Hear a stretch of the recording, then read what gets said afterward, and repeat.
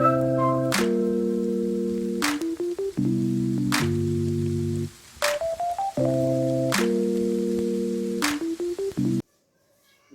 આપેલ ગતિના ઉદાહરણો પૈકી કયા ઉદાહરણમાં તંત્રને આશરે બિંદુવત પદાર્થ ગણી શકાય? તો જે ઉદાહરણ આપેલા છે એમાં તમે કયા સંજોગોમાં પદાર્થને બિંદુવત પદાર્થ તરીકે, પોઈન્ટ ઓબ્જેક્ટ તરીકે લઈ શકો? હવે આપણને ખબર છે બિંદુવત પદાર્થ તરીકે લેવામાં આપણે શું ધ્યાન રાખવાનું કે પરિમાણ જે છે પદાર્થનું એ આપેલા પદાર્થો વચ્ચેના અંતરની સરખામણીમાં અવગણી શકાય એટલું હોય તો એ પદાર્થને આપણે બિંદુવત પદાર્થ તરીકે ગણી શકીએ. અથવા કોઈક પ્રકારે પદાર્થની ગતિમાં ફેરફાર થતો હોય, એની ગતિ ચેન્જ થતી હોય, તો એ ગતિ બદલે તો પણ તમે એને બિંદુવત પદાર્થ તરીકે ગણી શકાય નહીં, કારણ કે એ જ પદાર્થ પોતાની ગતિ ચેન્જ કરે જેની પરિમાણ મોટું હોય. આપણે જાણે બિંદુવત પદાર્થને પરિમાણ હોતા નથી, તો પરિમાણને લીધે પોતાના ગતિમાં ફેરફાર કરી શકે, પણ બિંદુવત પદાર્થ પોતાના પરિમાણની સરખામણીમાં માત્ર રેખીય ગતિ કરી શકે, બીજી કોઈ ગતિ કરી શકતો નથી. તો એવા સંજોગોમાં આપણે બિંદુવત પદાર્થ તરીકે કોને લઈ શકીએ એ આપણા માટે અગત્યનું છે. તો આપણે નીચે લખી શકીએ કે જ્યારે પદાર્થનું કદ સમગ્ર પદાર્થનું કદ અવલોકનના માપક્રમ ની સરખામણીમાં તમને જે અવલોકનમાં માપક્રમ આપ્યું હોય અને પદાર્થનું પોતાનું કદ જે હોય એની સરખામણીમાં ખૂબ જ નાનું હોય અથવા કેવું હોય, અવગણી શકાય તેવું હોય, ખૂબ જ નાનું હોય અથવા અવગણ્ય હોય, અવગણી શકાય એટલું નાનું હોય, તો પદાર્થને બિંદુવત ગણી શકાય. અથવા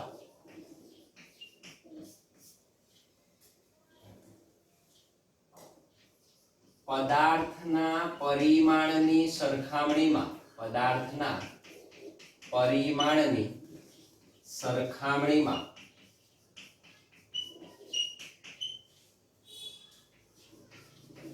પદાર્થો વચ્ચેના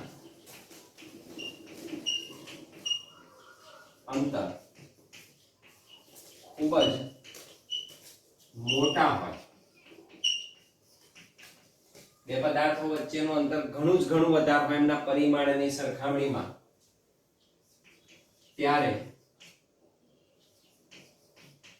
પદાર્થને બિંદુવત લઈ શકાય. ત્યારે એને આપણે શું કરીશું? બિંદુવત લઈ શકીએ. નંબર 1 જો પહેલું શું કહે છે? એ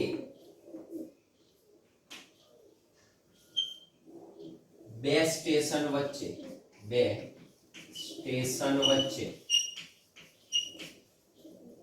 વગર ઝટકે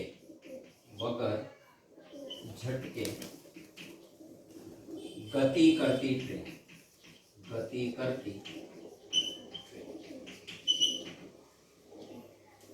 હવે એક શબ્દ સરસ મજાનો આપ્યો, વગર ઝટકે. ઝટકો ના લાગવો જોઈએ. તો તમે ટ્રેનમાં બેસો ને ઝટકો ક્યારે ના લાગે? જ્યારે ડિસ્ટન્સ ઘણું બધું વધારે હોય, ડિસ્ટન્સ અંતર નજીકનું હોય તો ટ્રેનને થોભીને જવું પડે, અટકવું પડે, તો જર્ક લાગે. પણ બે સ્ટેશન વચ્ચેનું અંતર ઘણું જ મોટું હોય, કોની સરખામણીમાં? ટ્રેનની સાઈઝની સરખામણીમાં. તો આપેલી ટ્રેનને બિંદુવત પદાર્થ તરીકે તમે લઈ શકો. અહીં આપણે એમ લખી શકીએ, જ્યારે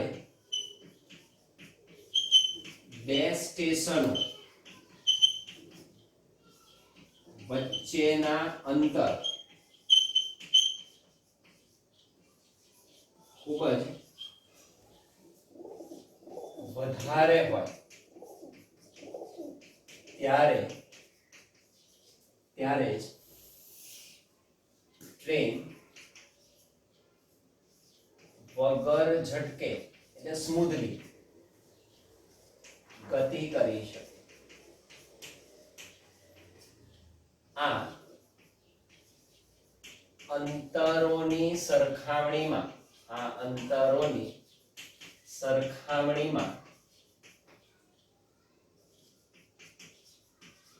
ટ્રેનની લંબાઈ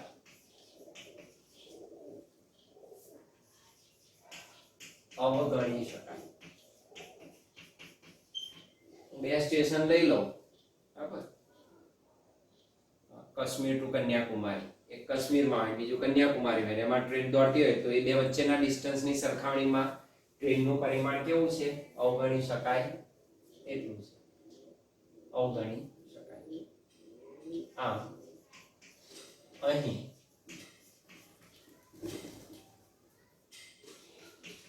ગતિ કરતી ટ્રેન ને બિંદુવત પદાર્થ તરીકે લઈ શકાય. અહીં આપણે એને ગણીશું પહેલાનો જવાબ, એટલે કે આને બિંદુવત પદાર્થ તરીકે આપણે એને લઈ શકીએ. ઓકે, પહેલું છે. બીજું, સરળતાથી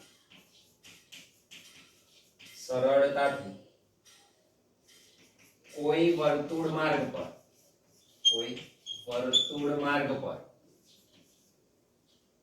સાયકલ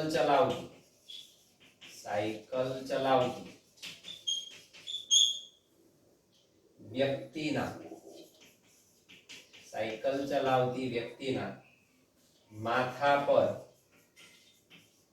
બેઠેલ કોઈ વાંદરો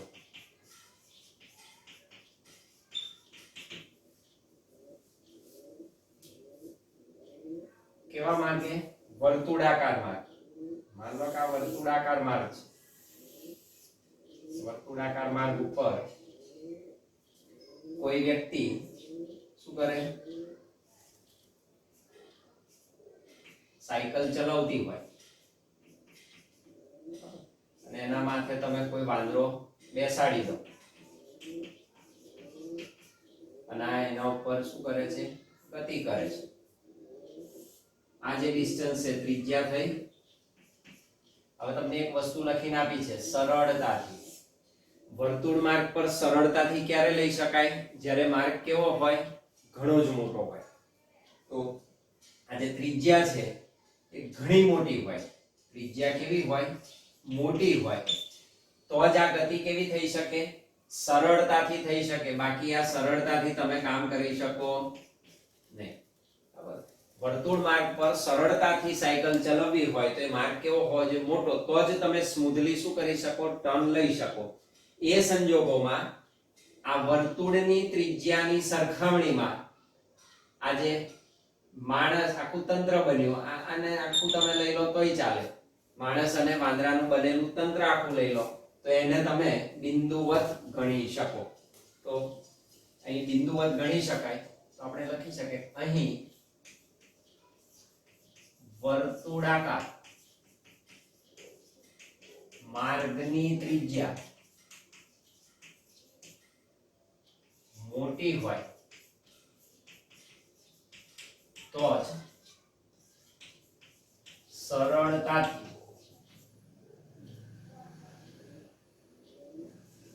સાયકલ ચલાવી શકાય. અર્થાત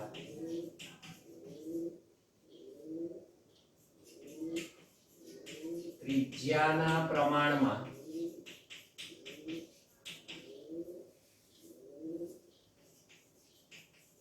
વ્યક્તિ વત્તા વાંદરા ના તંત્રને બિંદુવત પદાર્થ ગણી શકાય. સરળતા છે એટલે તો એ માર્ગ કેવો થયો, મોટો થયો, તો જ તમે સતત એના ઉપર શું કરી શકો, વર્તુળ માર્ગે ગતિ કરી શકો. અને એવા સંજોગોમાં આ તંત્રને શું કરી શકો, તમે બિંદુવત પદાર્થ તરીકે ગણી શકો. તો આમાં પણ તમે લઈ શકો. સી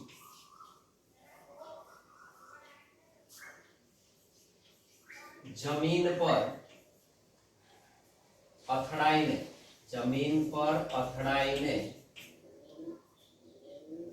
તીવ્ર વળાંક લેતો, તીવ્ર વળાંક લેતો સ્પિન થતો ક્રિકેટનો દડો, ક્રિકેટનો હવે અહીંયા આવ્યું તીવ્ર વળાંક, બરાબર, તીવ્ર વળાંક. જમીન છે, અહીંથી આપણે દડાને નાખીએ, બરાબર, દડાને નાખીએ અને અહીંથી દડો માન લો કે અહીંયા આગળ પડ્યો અને અહીંથી એનું શું થશે, સ્પિન થશે અને આગળ જાય દડો. તો અહીંથી શું થાય છે, તીવ્ર વળાંક, સ્પિન થતો ક્રિકેટનો દડો. હવે આપેલો દડો તીવ્ર વળાંક લે, મીન્સ જે અંતર અહીં હોય, તીવ્ર વળાંક વખતે દડાએ કાપેલ અંતર, જ્યાં આગળ સ્પર્શે, જે દડાએ તરત જ નીકળી જાય તો વખતે દડાએ કાપેલ અંતર ની સરખામણીમાં દડાનું પરિમાણ, દડાનું પરિમાણ અવગણ્ય રીતે નાનું ન હોવાથી, એના આ જે અંતર હોય તીવ્ર વળાંક તરત જ રહીને વળાંક લેવાનો છે, તો એ ડિસ્ટન્સ ઘણું નાનું હોય, એ અંતરની સરખામણીમાં દડાનું જે કદ છે તે અવગણી શકાય એટલું નાનું નથી, ન હોવાથી તેને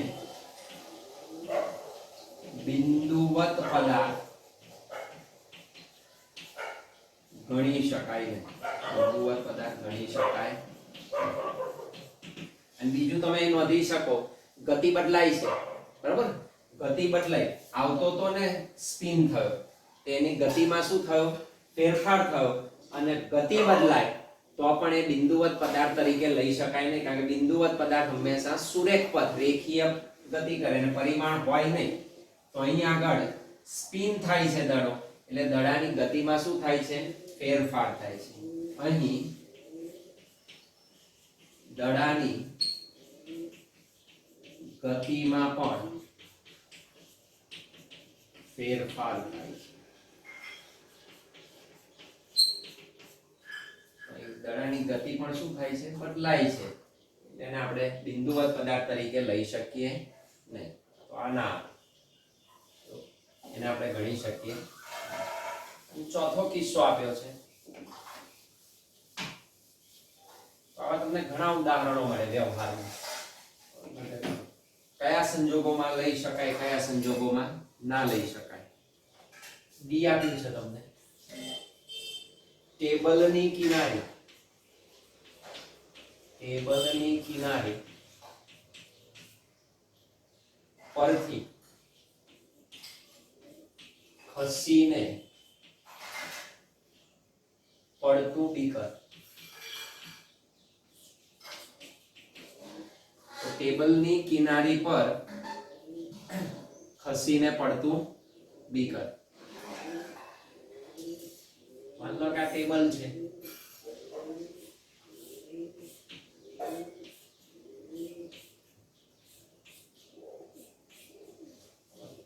ટેબલની કિનારી ઉપર આપણે અહીંયા આગળ બીકર મૂકેલું છે.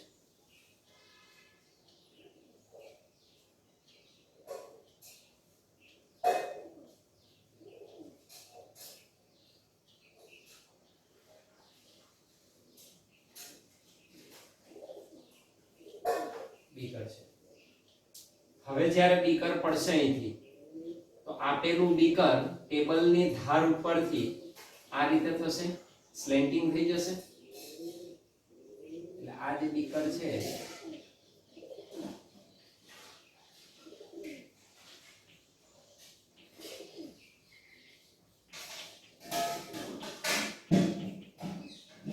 શું થશે, આ રીતે ગતિ કરશે. એટલે શું થાય છે, અહીંથી નીચે પડે છે તો જે અંતર કાપે છે એના પ્રમાણમાં આની સાઈઝ કેવી છે, ઓછી. અથવા તમે જો તો ગતિ બદલાઈ ગઈ. ગતિ શું થાય છે એની બદલાઈ, મોશનમાં ફેર પડવે, પરવલયાકાર ગતિ કરશે. આ જે છે અહીંથી સીધું જે બીકર છે એ બીકર સીધું આપેલા ટેબલની ધારથી સ્ટ્રેટ ગતિ કરીને નીચે નથી પડતું, તરત જ આમ નથી પડતું, અહીંથી આમ ગતિ કરીને નીચે પડે છે. બરાબર? તો એની ગતિમાં શું થાય છે, ફેરફાર થાય.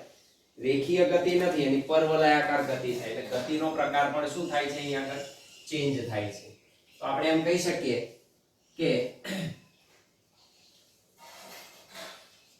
બીકરે કાપેલા અંતર ની સાપેક્ષ, બીકરે કાપેલ અંતરની સાપેક્ષ માં તેનું પરિમાણ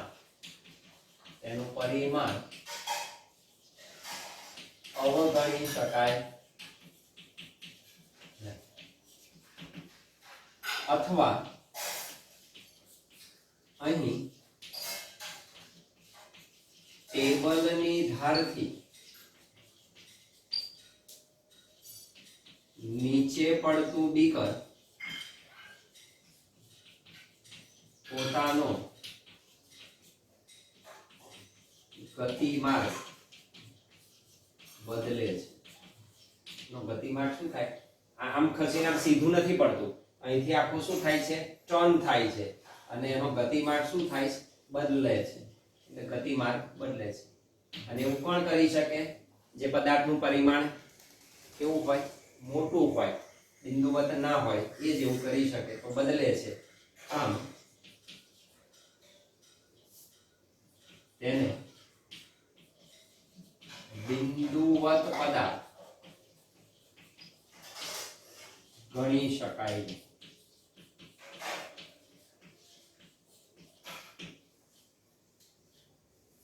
બે બાળકો એ અને બી તેમની શાળાઓથી, ઓ શું છે, શાળા, આ શાળા ઓજી, એ શું છે, આ પહેલું બાળક છે, આ બીજું બાળક છે. બાળક એ અને બાળક બી. બે બાળકો એ અને બી તેમની શાળાઓથી અનુક્રમે તેમના ઘેર પી અને ક્યુ, આ ઘર છે, પી અને ક્યુ એ ઘરના સ્થાન છે. તો અહીંયા આગળ એનું પી ઘર બી બિંદુએ આવેલું છે, અહીં ક્યુ બિંદુએ, એ ઘર દર્શાવે. તેમના ઘેર પી અને ક્યુ પરત ફરી રહ્યા છે. સ્કૂલમાંથી બંને બાળકો પોતાને ઘેર જાય છે. જેનો સ્થાન વિરુદ્ધ સમયનો આલેખ, એનો સ્થાન વિરુદ્ધ સમયનો આલેખ દર્શાવેલ છે. નીચે કૌંસમાં દર્શાવેલ સાચી નોંધ પસંદ કરો. દરેકમાં જવાબો આપેલા છે 2, એમાંથી આપણે સાચા પસંદ કરવાના છે. એમાં પહેલું કે છે બી અથવા એ અથવા બી કરતા શાળાની નજીક રહે છે.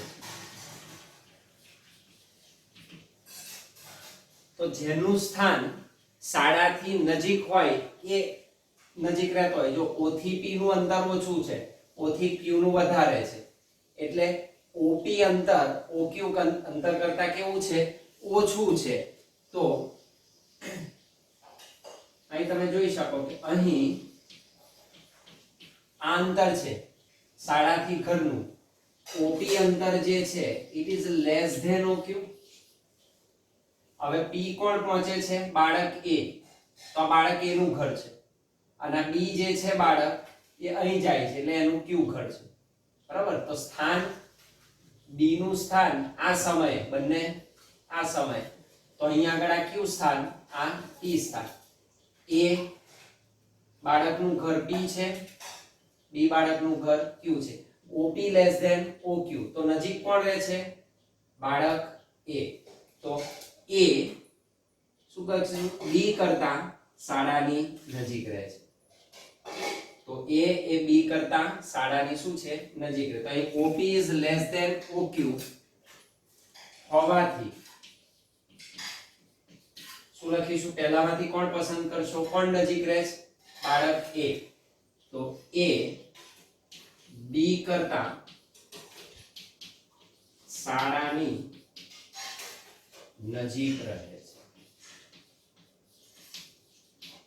એટલે અહીંયા આગળ આ જતું રહેશે, અહીંયા આગળ A B કરતા શાળાની નજીક રહે છે. આપણે લખીશું. ચાલો બીજું આપશું. B અથવા A અથવા B કરતા શાળાએથી વહેલી શરૂઆત કરે છે. વહેલી શરૂઆત તો બંને શાળાએથી નીકળે છે. જો સમય જુઓ, અહીં શાળા છે તો શાળાનો પહેલો આ B એ અહીંથી જ શરૂઆત કરે એટલે t બરાબર 0 સમય. અહીં કયો? t બરાબર 0 અને આ સમથિંગ t બરાબર t1 સમયે જાય છે. તો સૌથી પહેલો કોણ નીકળે છે? A. પછી કોણ નીકળે છે? અમુક સમય પછી B. તો ખાલી જગ્યા કરતા શાળાએથી વહેલી શરૂઆત કરે છે. કોણ વહેલી શરૂઆત કરે છે? A. કોના કરતા? B. તો A B કરતા શાળાએથી વહેલી શરૂઆત કરે છે. A B કરતા શાળાએથી વહેલી શરૂઆત કરે છે. એટલે પહેલો એ નીકળે છે, થોડાક સમય પછી કોણ નીકળે છે? B. કેમ એવું? A t બરાબર 0 સમય શરૂઆત. બરાબર? ગતિની શરૂઆત 0 સમય, જ્યારે B t greater than 0 સમય. અમુક સમય પછી, 0 સમય પછી પેલો કર્યો એના પછી તો અમુક સમય લે છે. તો t greater than 0 છે B માટે. એટલે A B કરતા શાળાએથી વહેલી શરૂઆત કરે છે. ઓકે. C. તો ત્રીજો પ્રશ્ન. B અથવા A અથવા B કરતા ઝડપથી ચાલે છે. ઝડપથી ચાલવું મીન્સ એની તમારે ઝડપ શોધવી પડે. ઝડપ એટલે શું? તો આપણે આગળ લખ્યું હતું x વિરુદ્ધ t નો આલેખ છે. x વિરુદ્ધ t ના આલેખનો ઢાળ એની શું દર્શાવે? ઝડપ દર્શાવે.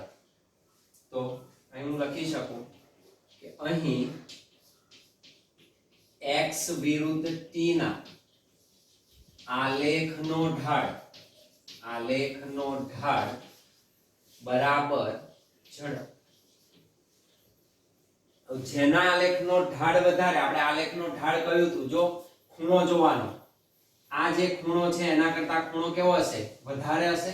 જો આમથી આમ તમે જાઓ તો ખૂણો શું થતો જાય? વધતો જાય. આ ખૂણો માન લો કે θ0 છે, this is θ1, તો આપણે લખી શકીએ કે θ0 is less than θ1. આના કરતા ખૂણો કેવો છે? ઓછો છે.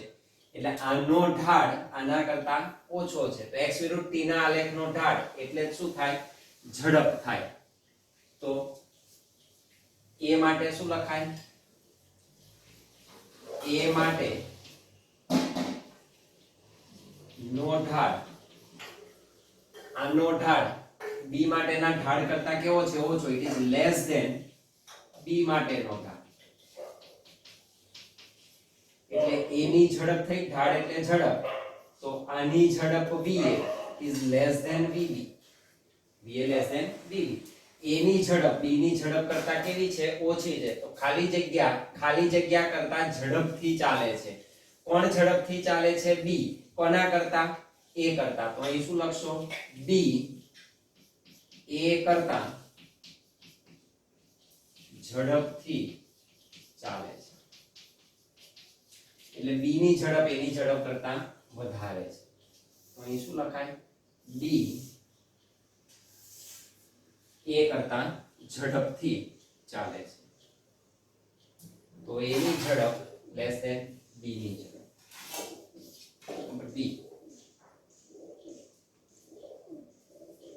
a અને b એક જ અથવા જુદા જુદા સમયે ઘરે પહોંચે.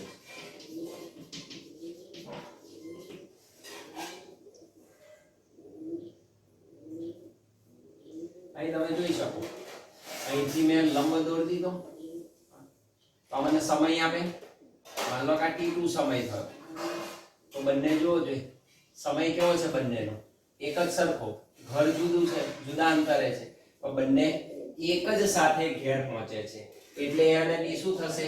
એક જ સમયે ઘેર પહોંચે છે. તો અહીંયા આગળ t2 સમય બંનેને ઘેર પહોંચવાનો સમય દર્શાવે છે. તો અહીંયા આગળ લખી શકીએ અહીં a અને b બંને એક જ સમય, કયા? t2 સમય આપણે કહ્યો, બંને એક જ સમયે પોતપોતાના જુદા જુદા નહીં, આ p ઉપર a પહોંચી ગયો, b q ઉપર પહોંચી ગયો, સમયે પોતપોતાના ઘરે પહોંચે છે.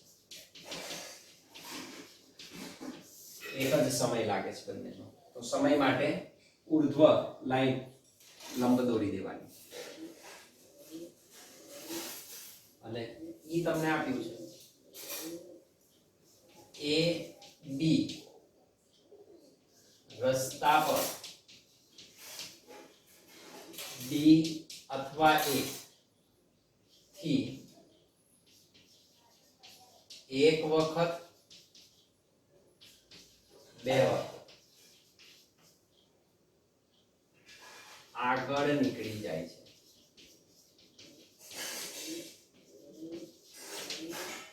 તો છેદન બિંદુ શોધી કાઢવાનું તમારે. છેદન બિંદુ શોધો એટલે તમને મળી જાય. અહીં જો આ છેદન બિંદુ છે, તો આ જે જગ્યા થઈ આ સમય અને અહીંથી અહીં લંબ દોરો તો આ સ્થાન, તો આ કોઈ એક સ્થાન છે. આ સમયે બંને a અને b જુદા જુદા સમયે નીકળ્યા, ઝડપ જુદી જુદી છે, એટલે કોઈ એક જગ્યાએ બંને શું થશે? ભેગા મળશે કોઈ એક સ્થાને આપેલા સમય. અને પછી શું થશે? b a કરતા ઓવરટેક કરીને આગળ નીકળે, b આગળ નીકળી જશે a ના કરતા. તો એનું ઘર નજીક છે, b નું દૂર છે, એટલા માટે અને પછી દૂર જ જાય એટલે એક જ જગ્યાએ ભેગા થાય છે. તો અહીં એક જ છેદન બિંદુ છે, તો એક જ બિંદુએ છેદે છે એટલે એક જ. જો બે બિંદુએ છેદતા હોય તો બે વખત, એક જ બિંદુએ છેદે એટલે એક જ વખત શું થાય? ભેગા મળે. અહીં એક જ છેદ બિંદુ પાસે બંને મળે અને જુદા પડે, જેથી કોણ? b રસ્તા પર a થી એક વખત આગળ નીકળી જાય છે. તો b આગળ નીકળે છે કોના કરતા? a કરતા. તો જવાબ શું આવશે? b રસ્તા પર a થી કેટલી વખત? એક જ વખત આગળ નીકળી જાય છે. પછી તમે આને લંબાવો તો એ દૂર જ જતા જાય, બરાબર? તો એક જ છેદન બિંદુ છે, તો b રસ્તા પર a થી એક જ વખત આગળ નીકળી જાય છે. તો આ રીતે તમે આગળ નીકળી જાય એટલે શું કરે એને ઓવરટેક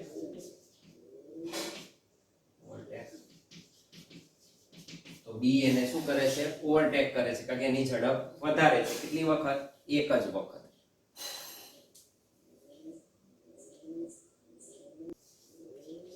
સ્વાધ્યાયનો 3.5 એક જેટ પ્લેન 500 કિલોમીટર પર કલાકની ઝડપે ઉડી રહ્યું છે જેટ પ્લેન આપ્યું તમને બરાબર માન લો કે જે જેટ પ્લેન ઉડી રહ્યું છે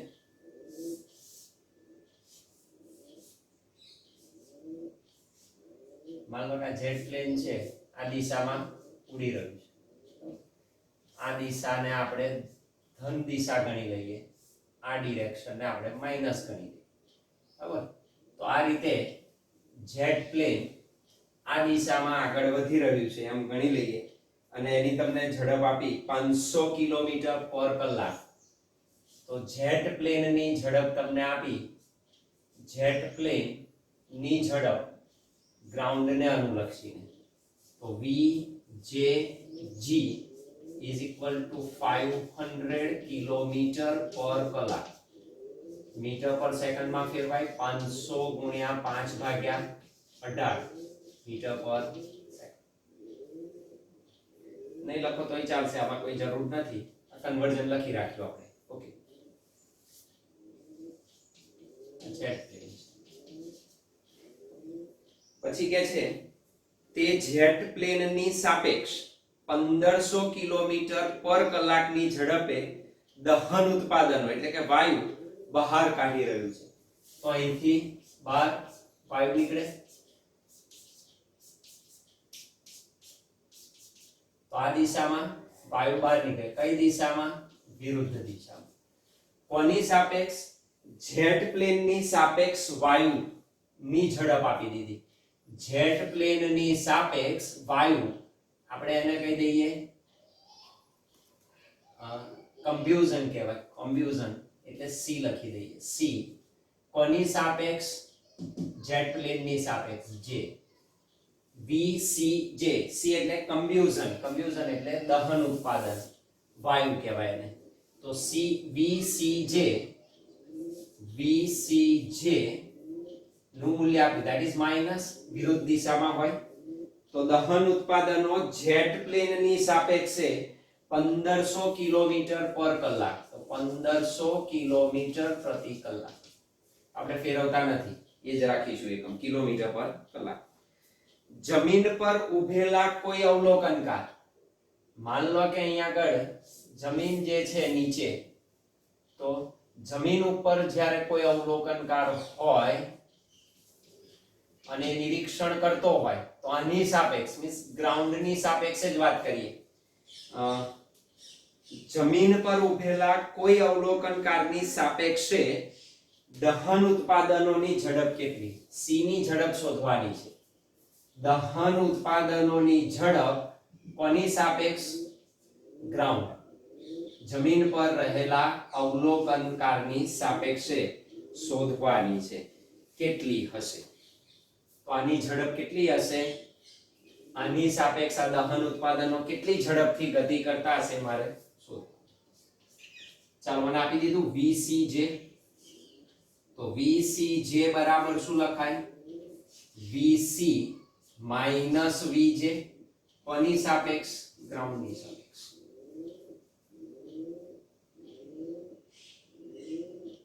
બસ કામ પતી ગયું આ શોધવાનું તમારે સૂત્રનો કરતા બનાવી દો તો VCG is equal to અને આ બાજુ લઈ જાઓ તો VCJ plus VJG જેટલે આ કમ્બ્યુઝન કહેવાય કમ્બ્યુઝન એટલે દહન ઉત્પાદન વાયુ it is equal to VCJ minus 1500 kilometre પર કલાક વત્તા VJG 500 કિલોમીટર પર કલાક મોટામાંથી નાનું બાદ થશે માઈનસ નિશાની રહેશે that is 1000 કિલોમીટર પર that is VCG તો આની સાપેક્ષે કેટલો અને આ જે વાયુ છે શું દેખાશે?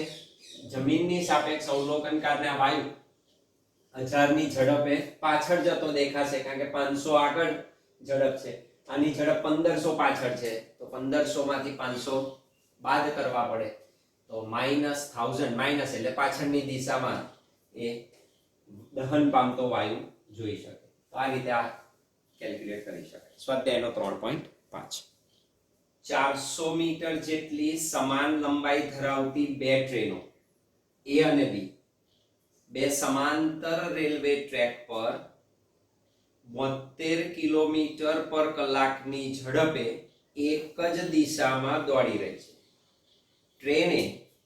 ટ્રેન બી કરતા આગળ છે.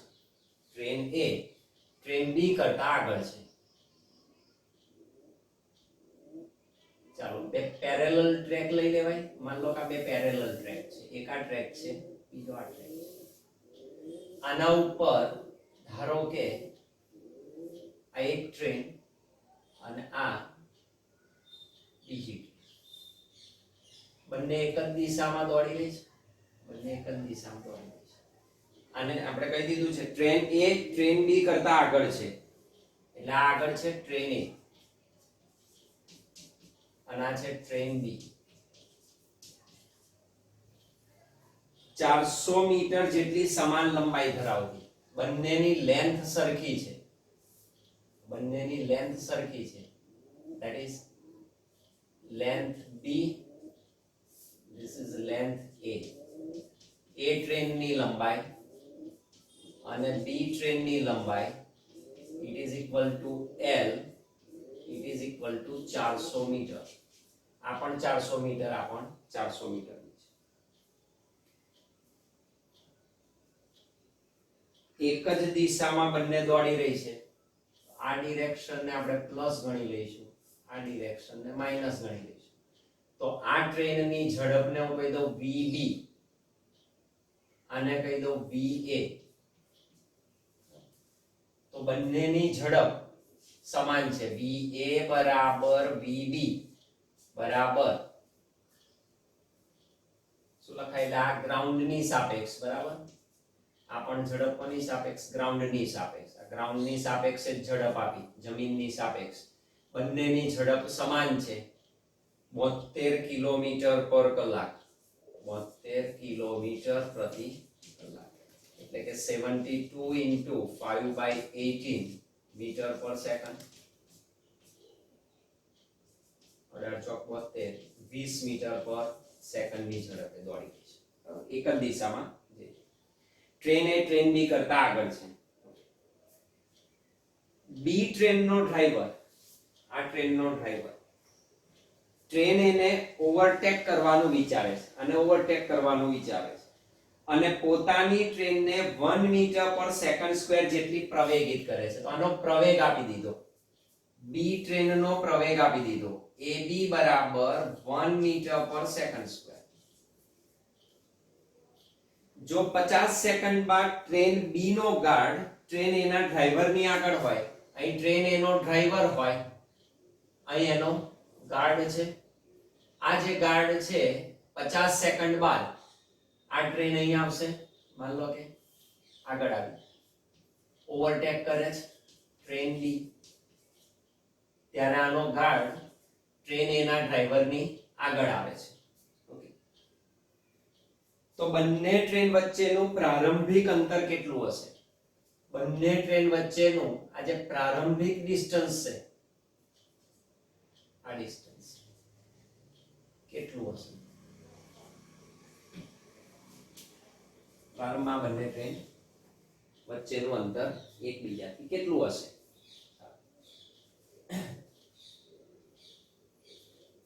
આ શોધવું છે. કેટલા સમય બાદ? તો કે 50 સેકન્ડ બાદ, that is t is equal to 50 second બાદ ઓવરટેક કરવાનો વિચાર. તેનું પ્રારંભિક અંતર કેટલું? એ ડિસ્ટન્સ ને આપણે x કહી દઈએ. તો બંને ટ્રેન વચ્ચેનું પ્રારંભિક ડિસ્ટન્સ શૂન્ય સમયે, બરાબર, કેટલું મળે? એટલે પ્રારંભમાં આપણે જોતા હોઈએ તો તે વખતે કેટલું મળે? આને ઓવરટેક કરે છે એટલે આ સ્થિર છે એમ ગણી લઈએ, આની સાપેક્ષ આના વેગની વાત કરી દઈએ. બંને ટ્રેન એક જ દિશામાં સમાન ઝડપથી ગતિ કરે છે, જેથી ટ્રેન એ ની સાપેક્ષ ટ્રેન બી આની સાપેક્ષ તો ટ્રેન એ ની સાપેક્ષ ટ્રેન બી નો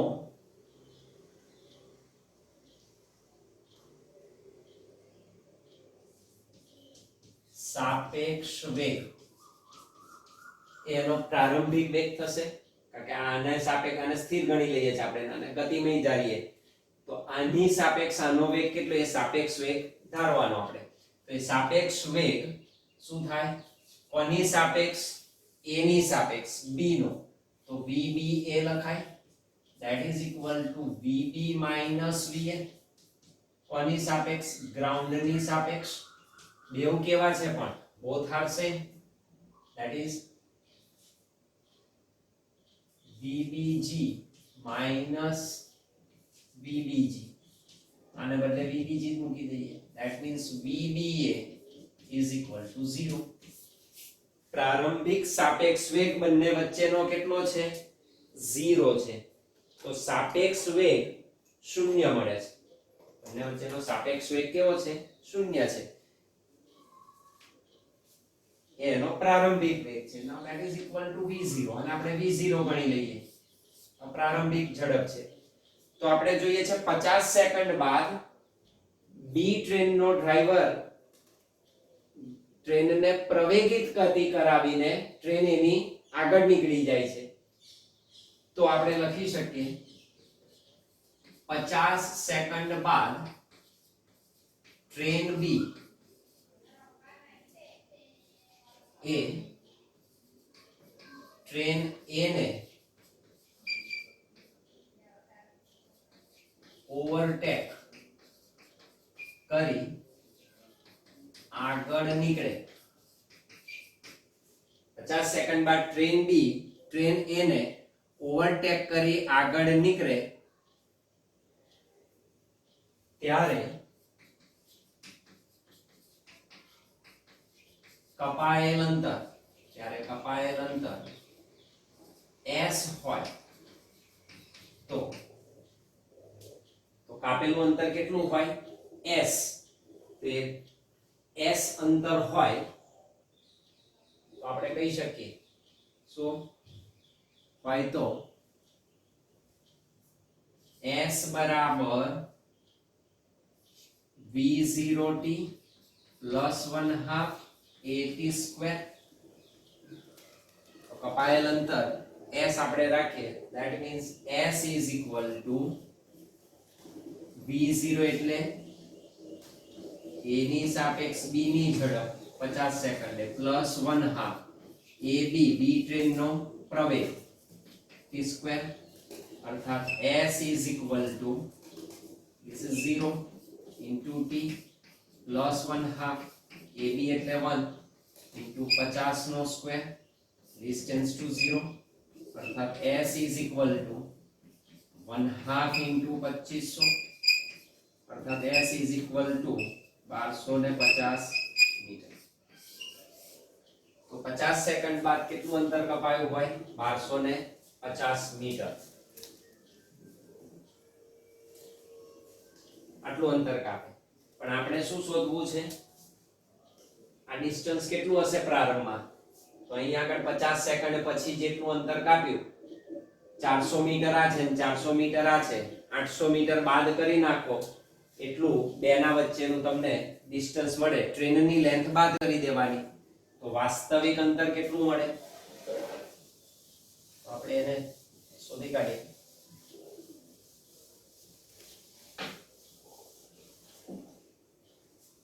આમ પ્રારંભમાં બંને ટ્રેન વચ્ચેનું વાસ્તવિક અંતર